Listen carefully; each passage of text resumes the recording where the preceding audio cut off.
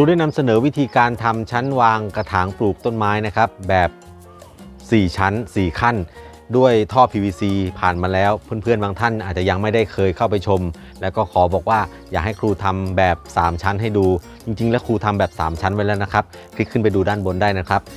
และนี่ก็คือชั้นวางกระถางปลูกแบบ3ชั้นที่ครูเคยทำไว้ให้ดูแล้วนะครับควบกับทางนี้คือชั้นวางแบบ4ชั้นอันนี้ทำโครงหลังคาเสร็จสิ้นไปแล้วคลิปนี้ครูจะพาเพื่อนๆมาต่อยอดเรื่องของการทำโครงหลังคาชั้นวางกระถางปลูก3ชั้น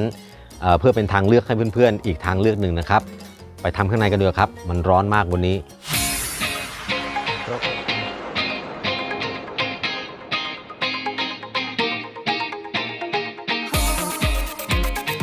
เอาละครับมาดูสถาปนิกในการเขียนแบบแล้วกันนะครับรูปแบบที่ครูจะเตรียมวันนี้ก็คือครูจะเตรียมเสาสูงขึ้นไปก่อนนะครับอันนี้เป็นเสาหลังนะดูให้ตรงนะครับที่ท่านเห็นอาจจะไม่ตรงแต่ว่าจริงๆแล้วครูทำตรง แล้วครูก็จะทำโครงเสาขึ้นไปทั้ง4เสาเลยนะครับทำโครงเสากลางแค่ตรงนี้นะครับมันจะมี3จุดครูทำเอาจุดไกลแล้วกันแล้วก็อีกจุดหนึ่งคือจุดนี้นี่เนาะตรงไหมเนี่ยดูให้ตรงนะ แล้วก็ครูก็จะทำเป็นกรอบหลังคาเหมือนเดิมครับแบบนี้นี่นะตรงนี้เพิ่มความแข็งแรงสักนิดนึงก็ได้เติมคานเข้าไปอีกเส้นหนึ่งนี่คือรูปแบบที่จะเตรียมวันนี้ครับดังนั้นจึงไม่ยากเลยเรามีฐานอยู่แล้วตรงนี้นะครับ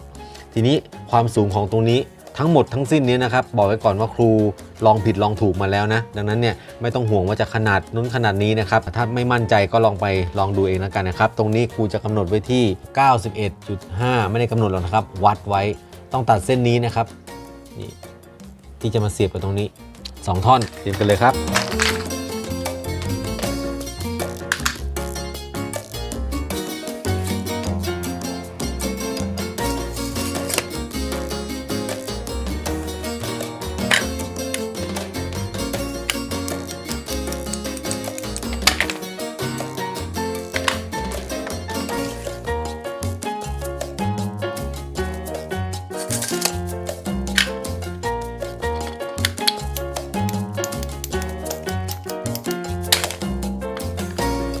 ต่อไปเส้นที่2คือเส้นนี้นะครับที่เราจะตั้งเสาขึ้นมาเพิ่มความแข็งแรงตรงนี้จะอยู่ที่ 119.5 เซนติเมตรนะครับ2ต้นไปเตรียมกันเลยครับ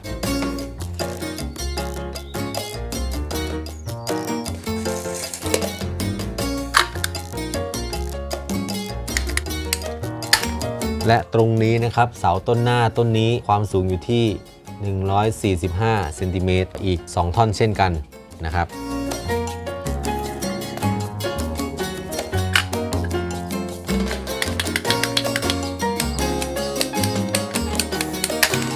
ต่อไปจะเป็นความกว้างของหลังคานะครับว่ามันก็จะต้องเท่ากับส่วนนี้นั่นก็คือ53 เซนติเมตรก็ตัดไว้อีก3ท่อนไปเลยครับส่วนนี้มันก็จะเท่ากับส่วนนี้ที่เราเคยวัดไว้ในการทำแคร่ก็คืออยู่ที่ 26.5 เซนติเมตร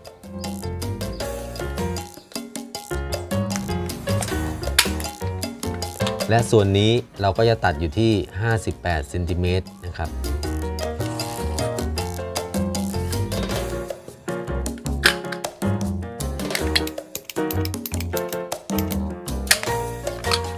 ทีนี้ในส่วนของข้อต่อต่างๆนะครับว่าจะใช้อะไรบ้างข้อต่อตรงนี้ครูก็จะใช้3ทางฉากซึ่งจะเป็นแบบนี้นะครับจะมาวางที่จุดนี้จุดนี้จุดนี้และจุดนี้ใช้4ตัวนะครับส่วน2จุดนี้เราจะใช้ข้อต่อ4ทางฉากนี่ครับนี่คือข้อต่อ4ทางฉากจะเป็นแบบนี้นะครับจะวางไว้ที่จุดนี้และจุดนี้ก็ใช้แค่2ตัวเท่านั้นนะครับนี่เรามาสรุปกันนะครับ2ท่อนแรกที่เป็นขาตั้งด้านหลัง 91.5 เซน2เส้น2เส้นต่อไปคือเสากลางนะครับเมตร 19.5 เซนและ2เส้นถัดไปเป็นเสาหน้านะครับเมตร 45 เซนแล้วก็เป็นความกว้างของชั้นวางกระถาง3เส้นและนี่เป็นความยาวของชั้นวางกระถางช่วงหลังนะครับ58 เซน2เส้นและ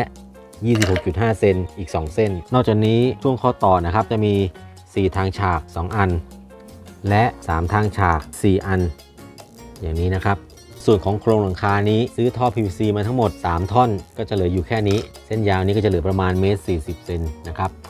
ทีนี้เรามาประกอบโครงสร้างหลักของหลังคากันก่อนนะครับส่วนที่เป็นส่วนบนก่อนแล้วเดี๋ยวค่อยเอาไปประกอบ ขาด้านบนนะครับโครงสร้างส่วนนี้ก็จะประกอบด้วยแนวกว้างนะครับ3ท่อนตรงนี้ก่อนเลยนะครับส่วนที่2ก็คือ58เซน2ท่อนนี้และ 26.5 เซน2ท่อนนี้ในส่วนมุมก็จะวาง3ทางฉากนะครับ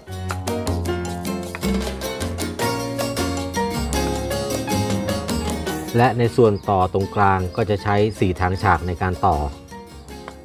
และตัวนี้โอเคก็เป็นว่าครบทีนี้เรามาเชื่อมต่อกันเลยครับ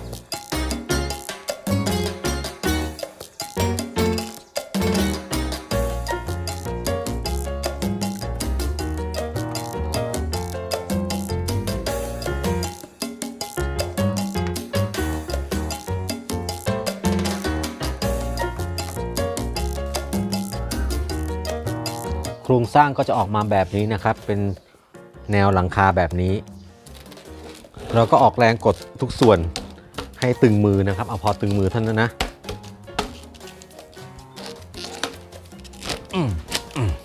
แล้วก็หงายไว้นะแล้วเราก็เอาขาส่วนหลังนะครับที่มีความสูง 91.5 เซนไปเสียบในส่วนหน้าอย่างนี้นะครับแล้วก็เอาเสากลาง2เส้นเมตร 19.5 ไปเสียบไว้ตรงกลางและสุดท้ายเสาสูงที่สุดนะครับเมตร 45 เซนนะครับเสียบไว้อีกด้านหนึ่งแต่เดี๋ยวเราไปประกอบข้างบนกันดีกว่าครับในส่วนนี้เราได้หน้างานออกมาแบบนี้แล้วนะครับเมื่อสักครู่นี้เราก็พลิกจับคว่ำขึ้นอย่างนี้เลยนะครับแล้วก็เอาขาเสียบไปที่มุม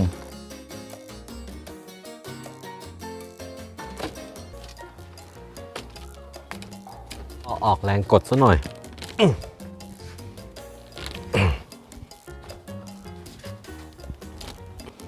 โอเคละก็ถือว่างานเสร็จเรียบร้อยไปส่วนหนึ่งนะครับส่วนงานของโครงสร้างเท่านั้นขั้นต่อไปก็คือจะหาผ้าใบพลาสติกแล้วก็แสแลนขึ้นมาคลุมนะครับก็จะถือว่างานนี้สำเร็จแต่โจทย์ของครูยังไม่จบแค่นี้สิครับโจทย์ของครูมีเรื่องให้คิดต่อไปว่าทำอย่างไรจะทำให้2โครงสร้างนี้โครงสร้าง4ชั้นและโครงสร้าง3ชั้นจะมาใช้ร่วมกันได้นี่สิครับคือปัญหาขนาดของทั้ง2ส่วนนี้ไม่ได้ออกแบบมาเพื่อให้ใช้ร่วมกันนะครับมันจึงมีความไม่เท่ากันเมื่อขาไม่เท่ากันมันก็จะทำอะไรไม่ได้เห็นไหมครับตำแหน่งของรูมันไม่เท่ากันเลยนะจะเท่ากันแค่ส่วนหัวความสูงก็จะไม่เท่ากันอีกแหละดังนั้นเราจะทำอย่างไรจะให้2งานนี้มาใช้ร่วมกันได้คลิปหน้ามาหาคำตอบร่วมกันครับสำหรับคลิปนี้ก็ฝากกดไลค์กดแชร์กดติดตามช่องครูสวัสดิ์พาทำไปเรื่อยเลยครับเพื่อจะได้ไม่พลาดชมคลิปดีๆจากช่องครูครับสำหรับคลิปนี้สวัสดีครับ